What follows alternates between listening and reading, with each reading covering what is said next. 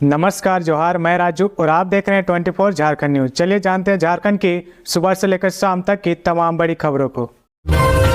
अब 99 साल तक के लिए हो सकेगी सरकारी जमीन की लीज बंदोबस्ती। झारखंड में सरकारी जमीन की बंदोबस्ती अब 99 साल तक के लिए हो सकेगी। अभी यह अधिनियम 30 साल तक के लिए होती थी। मुख्यमंत्री हेमंत सोरेन की अध्यक्षता में हुई कैबिनेट की बैठक में भू राजस्व विभाग ने इस प्रस्ताव पर मंजूरी दे दी है। कैबिनेट सचिव वंदना तांदल ने बताया कि बैठक में कुल 32 प्रस्तावों पर स्वीकृति दी गई है। इस फैसले के मुताबिक सामान्य लीज बंदोबस्ती की अवधि 30 साल के लिए होगी, लेकिन विशेष परिस्थिति में इसे 99 साल तक के लिए दी जाएगी।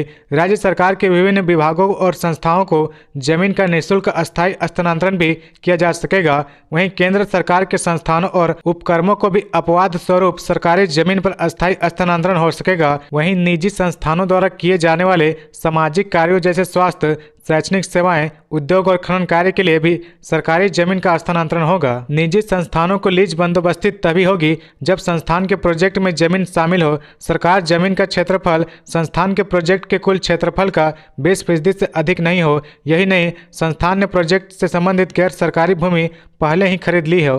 प्रस्ताव में कहा गया कि गैर मजरूआ आम भूमि का स्थानांतरण सामान्य तौर पर नहीं होगा। पश्चिमी सिंहभूम जिले के चाईबासा में आईईडी ब्लास्ट, हेलीकॉप्टर से खेलगांव लाया गया घायल जवान को। पश्चिमी सिंहभूम जिले में एक बार फिर नक्सलियों द्वारा लगाए गए आईईडी की चपेट में आने से सुरक्षा बल का एक जवान घायल हो गया। घटना के बाद घायल जवान को एयरलिफ्ट करके रांची भेजा गया। जख्मी जवान का नाम हफीजुल रहमान बताया जा रहा। घटना के संबंध में मिली जानकारी के अनुसार जिले में प्रतिबंधित नक्सली संगठन भाकपा मोहिद्दी के हार्डकोर नक्सलियों के खिलाफ जारी पुलिस के सर्च ऑपरेशन के दौरान यह घटना गुरुवार सुबह हुई है। सुबह में सर्च अभियान के दौरान मुसफिल थाना अंतर्गत हेंसा बांध गांव के समीप नक्सलियों द्वारा लगाए गए आईईडी की चपेट में आने से सीआरपीएफ 174 बटालियन का जवान गंभीर रूप से घायल हो गया। घटना के बाद घायल जवान को एयरलिफ्ट करके बेहतर इलाज के लिए रांची रेफर कर दिया गया। इस संबंध में एसपी आशुतोष शेखर ने बताया कि एक जवान घायल है, बेहतर इलाज के लिए उसे रांची रेफर कर दिया गया। पिछले 1 महीनों में नक्सलियों द्वारा लगातार सुरक्षा बलों पर आईईडी विस्फोट किया जा रहा, जिसके कारण 2 जवानों की मौत हो चुकी है। वहीं 5 से 6 जवान गंभीर रूप से घायल हुए हैं। बता दें कि इससे पहले बीते 17 नवंबर को गोइलकेरा में नक्सलियों के खिलाफ चलाए जा रहे अभियान में शामिल सीआरपीएफ के सेकेंड इन कमांडेंट समेत 3 जवान आईईडी की चपेट में आकर घायल हो गए थे। झारखंड असिस्टेंट प्रोफेसर की नियुक्ति में न्यूनतम योग्यता में संशोधन, 2404 पदों पर जल्द होगी बहाली। जेपीएससी राज्य में 2404 असिस्टेंट प्रोफेसर की नियुक्ति प्रक्रिया शीघ्र शुरू करेगा। राज्य सरकार ने असिस्टेंट प्रोफेसर की नियुक्ति के लिए न्यूनतम योग्यता में संशोधन कर दिया है। इसके तहत कोरोना काल के समय 1 जुलाई 2023 तक पीएचडी अनिवार्य करने संबंधी निर्णय में अब संशोधन कर दिया गया है। पीएचडी की बाध्यता जहां समाप्त कर दी गई है, वहीं असिस्टेंट प्रोफेसर की नियुक्ति के लिए नेट जेट को न्यूनतम योग्यता निर्धारित की गई है। पीएचडी धारी को नेट जेट से छूट रहेगी। प्रोफेसरों की कुल स्वीकृत पद की 1/4 यानी 25% पद प्रतिनियुक्त से भरे जाएंगे। एसोसिएट प्रोफेसर के लिए कम से कम 3 वर्ष की नियमित सेवा जरूरी है। इसी प्रकार प्रोफेसर के भी कुल स्वीकृत पद की 1/4 यानी 25% पद प्रतिनियुक्त से भरे जाएंगे। प्रोफेसर के लिए कम से कम 4 वर्ष की नियमित सेवा जरूरी है। प्रतिनियुक्त के पद तभी भरे जाएंगे जब सीधी नियुक्ति से स्वीकृत पद खाली रह जाएंगे। राज्य सरकार ने प्रतिनियुक्ति में वैसे शिक्षक को अहमियत दी है जो झारखंड के बाहर के राज्य के विश्वविद्यालय या फिर केंद्रीय विश्वविद्यालय से जुड़े होंगे। राज्य के अंदर के विश्वविद्यालय के शिक्षक प्रतिनियुक्ति पर नहीं आ सकेंगे। प्रतिनियुक्ति 5 वर्ष के लिए होगी, जबकि अगले 5 वर्ष के लिए विस्तार दिया जा सकेगा। प्रतिनियुक्त शिक्षक की आयु अधिकतम 62 वर्ष तक की होगी। प्रतिनियुक्त शिक्षकों को मूल वेतन का 10% व अधिकतम 9,000 रुपये भत्ता भी मिलेगा। नई नियमावली के तहत अब प्रतिनियुक्त का अधिकार विश्वविद्यालय चयन समिति का होगा और साल भर आवेदन आमंत्रित किए जा सकेंगे। पहली बार झारखंड आ रहे बागेश्वर धाम सरकार 10 दिसंबर से 12 दिसंबर को पलामू में हनुमंत कथा, प्रशासन की तरफ से मिली स्वीकृति। बागेश्वर धाम सरकार के पीठाधीश्वर महाराज धीरेन्द्र शास्त्री दिसंबर माह में पलामू आ रहे 10 दिसंबर से 12 दिसंबर तक हनुमंत कथा का आयोजन यहां किया जाना है। इस दौरान वह हनुमंत कथा सुनाएंगे और लोगों के परिचय भी निकालेंगे। सदर प्रखंड के जोड़ खनवा में आयोजित होने वाले इस धार्मिक आयोजन की स्वीकृति बुधवार को प्रशासन की ओर से दे दी गई है। सदर एसडीओ अनुराग कुमार तिवारी ने इसकी पुष्टि की है। बागेश्वर बाबा का झारखंड में यह पहला दौरा होगा। गिरिडीह और धनबाद में उनके आगमन को स्वीकृति नहीं दिया गया। कथा का आयोजन श्री हनुमंत कथा आयोजन समिति करा रही है। समिति ने 9 अक्टूबर को डीसी को आवेदन देकर कार्यक्रम के लिए प्रशासनिक स्वीकृति और सुरक्षा की मांग की थी। इस पर निर्णय के लिए डीसी ने एसडीओ को निर्देश दिया था। प्रशासन की ओर से स्वीकृति मिलने में हो रही देरी पर आयोजन समिति ने इस मामले को लेकर हाईकोर्ट का रुख किया। हाईकोर्ट में इस पर सुनवाई होने के पहले ही एसडीओ अनुराग तिवारी ने बुधवार को आयोजन समिति पुलिस प्रशासन के साथ बैठक की। बैठक में सुरक्षा, रूट चार्ट, पार्किंग और आयोजन स्थल पर होने वाली व्यवस्था के ब्लूप्रिंट का चर्चा किया गया। खबरों में आगे बढ़ने से पहले अगर अभी तक आपने इस चैनल को सब्सक्राइब नहीं किया तो प्लीज सब्सक्राइब कर ले, जिससे झारखंड की हर छोटी सी बड़ी खबर की अपडेट आप तक पहुंचता रहे। बोकारो में होमगार्ड बहाली की प्रक्रिया शुरू, युवाओं में उत्साह। प्रखंडवार अलग अलग दिन किया गया है निर्धारित। बोकारो जिले में बुधवार से होमगार्ड जवानों की बहाली प्रक्रिया सेक्टर 4 स्थित मोहन कुमार मंगलम स्टेडियम में शुरू हुई है। पहले दिन नवाडी प्रखंड के 1200 से अधिक अभ्यर्थी शामिल हुए। सभी युवा उत्साहित दिख रहे थे। प्रक्रिया में बोकारो जिले में मैराथन दौड़ में इस्तेमाल किए जाने वाले इलेक्ट्रॉनिक डिवाइस का प्रयोग किया जा रहा है, ताकि किसी भी प्रकार की गड़बड़ी हो तो उसे पकड़ा जा सके। बहाली में सभी प्रकार की परीक्षाओं से होकर अभ्यर्थी को गुजरना पड़ रहा है। सभी प्रखंड के अभ्यर्थियों के लिए अलग अलग दिन निर्धारित किया गया है। प्रक्रिया डीसी कुलदीप चौधरी व एसपी प्रियदर्शी आलोक की निगरानी में की जा रही है। वहीं निगरानी के लिए सिटी डीएसपी कुलदीप कुमार, भूमि सुधार उप समाहर्ता चार्ल्स नरेश राजक सहित अन्य अधिकारी व मजिस्ट्रेट को नियुक्त किया गया है। होमगार्ड कमांडेंट रवि कुमार खुजूर ने बताया कि पूरी तरह से पारदर्शिता बढ़ती जा रही है। दौड़ में इलेक्ट्रॉनिक गैजेट का इस्तेमाल किया जा रहा व एक अभ्यर्थी की वीडियोग्राफी से निगरानी की जा रही है। पूरे स्टेडियम में सीसीटीवी कैमरा और वीडियोग्राफी कराई जा रही है, ताकि बहाली प्रक्रिया को पारदर्शिता बनाए रखने के लिए व्यवस्था की गई है, ताकि फर्जीवाड़े पर रोक लगाया जा सके। किसी भी प्रकार की गड़बड़ी ना हो, पूरी सावधानी से और पूरे निष्पक्ष रूप से युवाओं की नियुक्ति होमगार्ड में किया जा सके। बरहरवा बाईपास रिंग रोड को मंत्रिमंडल से मिली स्वीकृति। मुख्यमंत्री हेमंत सोरेन व झारखंड सरकार के ग्रामीण विकास सह संसदीय कार्य मंत्री आलमगीर आलम की पहल पर बरहरवा शहर वासियों को जाम से मुक्ति दिलाने के लिए झारखंड मंत्रिमंडल से बरहरवा बाईपास रिंग रोड की स्वीकृति प्रदान की गई है, जिसमें बरहरवा, बरहेट, राजमहल, फरक्का की ओर से आने वाले वाहन अब शहर में प्रवेश नहीं करेंगे और रिंग रोड होते हुए बरहरवा शहर के बाहर से ही निकल जाएंगे। जानकारी के अनुसार प्रथम चरण में इस सड़क के लिए 47,33,03,000 रुपए की स्वीकृति प्रदान की गई है। यह रिंग रोड बरहरवा, दिग्घी, केसरो भैया, कुम्हरिया, बूढ़ी पहाड़, अम्बेरी, चापांडे रोड को ग्रामीण कार्य विभाग से पथ निर्माण विभाग को स्थानांतरित करते हुए चौड़ीकरण व भू अर्जन सहित अन्य कार्य के लिए स्वीकृति प्रदान की गई है। अब टेंडर की प्रक्रिया पूरी करने के बाद रिंग रोड निर्माण कार्य शुरू किया जाएगा। जानकारी के अनुसार बरहरवा शहर में भारी वाहनों के प्रवेश से अक्सर जाम लग जाता था। अब रिंग रोड का निर्माण होने से शहर में जाम की स्थिति उत्पन्न नहीं होगी। सभी भारी वाहन रिंग रोड होते हुए बरहरवा शहर के बाहर दिग्घी की ओर NH 80 पर जा मिलेगी।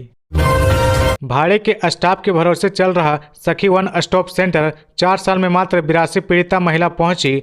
केंद्रीय प्रायोजित महत्वाकांक्षी योजना जिला में संचालित सखी वन स्टॉप सेंटर में अपना स्टाफ नहीं है जो किसी केस का निष्पादन कर सके। इस सेंटर का उद्घाटन वर्ष 2019 में ओल्ड नवोदय स्कूल के प्रांगण में हुआ था। बाद में विभाग के द्वारा अपना भवन बनाकर मुख्य सड़क सदर अस्पताल के मुख्य गेट के समक्ष खोल दिया गया। सेंटर खुलने के बाद विभिन्न पदों के लिए बहाली होने की बात आई थी, लेकिन आज तक गाइडलाइन नहीं मिलने की वजह से स्टाफ की नियुक्ति नहीं हो सकी है। मजबूरन डालसा जिला विधिक सेवा प्राधिकार ने अपने 2 स्टाफ PLB सुविधा देवी व प्रेमलता टुड्डू के सहारे सेंटर को चलाया जा रहा। एक PLB से महीने में 8 दिन ड्यूटी लिया जाता है। दोनों PLB अल्टरनेट काम करते हैं, यानी महीने में 15 दिन काम होता है, बाकी दिन छुट्टी रहती है। यही वजह है कि असहाय, मानसिक रूप से पीड़ित महिला व लड़कियों का निष्पादन होने में परेशानी होती है। इस सेंटर में कम से कम 8 से 10 स्टाफ की जरूरत है। सखी वन स्टॉप सेंटर का संचालन व मॉनिटरिंग जिला समाज कल्याण विभाग से किया जाता है। एक साथ 5 पीड़िता को अधिकतम 5 दिनों तक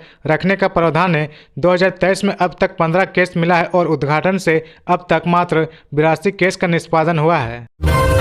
गोड्डा के सांसद डॉक्टर निशिकांत दुबे ने फिर किया TMC सांसद महुआ मोइत्रा पर हमला, दिखाए लोकसभा का आदेश। गोड्डा के सांसद डॉक्टर निशिकांत दुबे ने तृणमूल कांग्रेस की सांसद महुआ मोइत्रा पर फिर से हमला बोला है। भारतीय जनता पार्टी बीजेपी के सांसद ने इस बार लोकसभा के आदेशों के जरिए महुआ को गलत साबित करने की कोशिश की है। डॉक्टर निशिकांत दुबे ने कहा कि महुआ मोइत्रा ने किसी और को अपना लॉगिन आईडी और पासवर्ड देकर लोकसभा के नियमों का उल्लंघन किया है। गुरुवार को एक्स ट्विटर पर लोकसभा के नियमों को साझा करते हुए लिखा, यह है लोकसभा का आदेश। इसमें साफ साफ कहा गया है कि गोपनीयता का मतलब सूचना केवल और केवल सांसद तक सीमित रहे। इसकी वजह यह है कि सांसद जब सदन में प्रश्न पूछते हैं तो सांसद शुरू होने के 1 घंटा पहले उत्तर सांसद को मिलता है। इससे शेयर मार्केट कंपनी की स्थिति में उतार चढ़ाव, देश की सुरक्षा में सेंध, दूसरे देशों के साथ अपने देश के संबंधों पर समय से पहले जानकारी मिल जाने पर आर्थिक सुरक्षा से खिलवाड़ हो सकता है। डॉक्टर निशिकांत दुबे ने महुआ मोइत्रा को भ्रष्टाचारी सांसद करार देते हुए कहा कि शायद हीरानंदनी जैसे पीए ने उन्हें यह पढ़कर नहीं बताया। बीजेपी सांसद ने कहा कि यह चोरी और सीनाजोरी का उदाहरण है। सीएम के विधानसभा क्षेत्र में 7 दिनों में 7 की मौत, पहाड़िया जनजाति के 7 बच्चों की अज्ञात बीमारी से मौत, स्वास्थ्य विभाग को खबर तक नहीं। मुख्यमंत्री हेमंत सोरेन के विधानसभा क्षेत्र में 7 दिनों में 7 बच्चों की मौत हो गई, स्वास्थ्य विभाग को इसकी भनक तक नहीं लगी। हेमंत सोरेन के बरहेट विधानसभा में गोड्डा जिला का एक प्रखंड पड़ता है, सुंदर पहाड़ी। यहाँ पर गत 14 नवंबर से लेकर 21 नवंबर तक में गरीब पहाड़िया जनजाति के 7 बच्चे अज्ञात बीमारी से मर गए हैं, स्वास्थ्य विभाग को इसकी भनक तक नहीं लगी। गरीब पहाड़िया इस आशा में झोला छाप डॉक्टरों से दवा लेते रहे कि उसका बच्चा ठीक हो जाएगा, पर वह अपने बच्चों को नहीं बचा पाए। कार्य कर रहे एक एनजीओ विश्व आदिवासी एवोन के संजय किस्को ने इसकी सूचना जिला प्रशासन को दिया है। सूचना मिलते हैं डीसी जिशान कंवर ने मेडिकल टीम गठित कर चिकित्सकों को सिंदरी पंचायत के प्रभावित गांवों में भेजा है। भ्रष्टाचार के लिए अजब गजब मॉडल, बाबूलाल मरांडी का सीएम हेमंत सोरेन पर हमला। झारखंड प्रदेश बीजेपी अध्यक्ष बाबूलाल मरांडी ने राज्य की सरकार और सीएम हेमंत सोरेन पर भ्रष्टाचार के लिए ब्यूरोक्रेट्स का सिंडिकेट तैयार करने का आरोप लगाया है। भ्रष्टाचार के लिए ब्यूरोक्रेट्स का सिंडिकेट तैयार करने का आरोप लगाया है। उन्होंने कहा कि गिव एंड टेक की पॉलिसी के आधार पर चलने वाले इस सिंडिकेट में उन अफसरों को जगह दी जाती है जो सरकार के काले कारनामों में भागीदार बनने का भरोसा देते हैं। मरांडी ने सोशल मीडिया पर लंबा चौड़ा पोस्ट लिखकर सरकार पर हमला बोला है। मरांडी ने इसे भ्रष्टाचार के अजब गजब मॉडल की संज्ञा दी है। मरांडी ने सोशल मीडिया एक्स पर लिखा, झारखंड में हेमंत सोरेन जी ने भ्रष्टाचार करने के लिए एक अजब गजब मॉडल तैयार किया है। इसके तहत एक सिंडिकेट तैयार किया गया है जिसमें कई अधिकारी शामिल है। ये अधिकारी सिंडिकेट का हिस्सा तभी बनते हैं जब ये हर शर्त पर सरकार के काले कारनामों में भागीदार बनने का भरोसा देते हैं। यह गेम गिव एंड टेक की पॉलिसी पर काम करता है। मरांडी ने अपने पोस्ट में लिखा, यह गेम 6 महीने साल भर चलता है और फिर जब मीडिया कोर्ट या केंद्रीय एजेंसियां भ्रष्ट अधिकारी को एक्सपोज करती है तो तुरंत जनता को गुमराह करने के लिए उस भ्रष्ट अधिकारी को एक और भ्रष्ट अधिकारी से रिप्लेस किया जाता है जो पहले से बने सिंडिकेट का हिस्सा था और अपराध की यह कहानी ऐसा ही चलती रहती है। दुर्भाग्य है इस राज्य का। झारखंड विधानसभा का 23वां स्थापना दिवस पर सीएम हेमंत सोरेन ने कहा, पहले से लोकतंत्र में हुए कई बदलाव। मुख्यमंत्री हेमंत सोरेन ने कहा कि हम देश की आज़ादी के 75वें वर्ष और झारखंड अलग राज्य के 23वें वर्ष में प्रवेश कर चुके हैं। ऐसे में अगर राष्ट्रपिता महात्मा गांधी और पंडित जवाहरलाल नेहरू के समय के लोकतंत्र को देखें तो इसमें बहुत बदलाव हुए हैं। उन्होंने कहा कि महापंचायत विधानसभा का हर फैसला गवर्नर की मोहर से पूरा होता है। उन्होंने कहा कि हमने क्या खोया क्या पाया यह भी देखना होगा, इसका निरीक्षण कर विचार करना होगा कि आगे का रास्ता कैसे तय किया जाए। लोकतंत्र की असल परिभाषा विधायी कार्यों से ही निकलती है, इसलिए गंभीरता और मान सम्मान के साथ ऐसे संस्थाओं के साथ अपने कर्तव्यों का निर्वहन करना चाहिए। सीएम ने कहा कि विधायिका की जड़ों को और मजबूत करते हुए बाबा साहेब भीमराव अंबेडकर के संविधान जिसको लेकर हम यहां तक आए हैं उसको और आगे लेकर जाना है। उन्होंने कहा कि राज्यपाल राज्य सरकार के कस्टोडियन है। कार्यक्रम में मंत्री सत्यानंद भोक्ता, मंत्री बादल पत्रलेख, राज्यसभा सांसद महुआ माझी, पूर्व विधानसभा अध्यक्ष, पक्ष और विपक्ष के विधायक, पूर्व विधायक सहित गणमान्य लोग उपस्थित थे। तो ये थी आज की झारखंड की टॉप बड़ी खबरें। इसी तरह झारखंड की हर छोटी सी बड़ी खबर देखने के लिए आप हमारे चैनल 24 झारखंड न्यूज को सब्सक्राइब करके बेल आइकन प्रेस कर ले, जिससे झारखंड की हर छोटी सी बड़ी खबर की अपडेट आप तक पहुंचता रहे। तो आज के लिए बस इतना ही, हमें दीजिए इजाजत, फिर मिलते हैं नेक्स्ट न्यूज में।